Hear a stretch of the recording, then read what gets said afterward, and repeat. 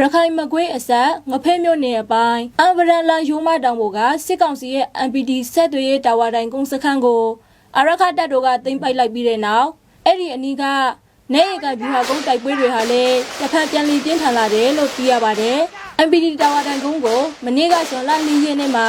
အာရခတပ်တို့နဲ့ပူးပေါင်းတပ်တွေကအပိသက်သိမ်းပိုက်ခဲ့တာလည်းဖြစ်ပါတယ်အဲ့ဒီနောက်ပြီးခဲ့တဲ့လကုန်ပိုင်းကနေရပ်တန့်နေတဲ့နေရီကန်ဗျူဟာကုန်းတိုက်ပွဲတွေဟာလည်းအခုတဖန်ပြန်လည်ပြင်းထန်လာနေတာဖြစ်တယ်လို့သိရပါတယ်။လက်ရှိမှာနေရီကန်တိုက်ပွဲကိုစစ်ကောင်စီကလေကြောင်းတိုက်ခိုက်မှုအပြင်ဘုံဘိုးခမောက်တောင်စခန်းကနေလက်နက်ကြီးပစ်ကူတွေလည်းပစ်ခတ်ပေးနေတယ်လို့သိရပါတယ်။မနေ့ကမနေ့ပိုင်းကငဖဲမြို့နယ်ပဒန်းမြို့အခြေစိုက်အမှတ်905အမြောက်စခန်းကွက်ကဲမှုဌာနချုပ်ကနေစစ်ကားရှစ်စီးတဲ့မနေ့ဟာနေရကဗျူဟာကုန်းကိုအင်အားအပြည့်နဲ့ရှိတဲ့သွားတယ်လို့သိရပါတယ်။အဲ့ဒီအပြင်မနေ့ကညနေပိုင်းမှာလည်းနေရကဗျူဟာကိုမဆခ905ကနေစစ်ကားလေးစီးဟာလူအင်အားအပြည့်နဲ့ပစီကျဲရွာကတဆင့်အင်အားထပ်ဖြစ်ခဲ့တယ်လို့သိရပါတယ်။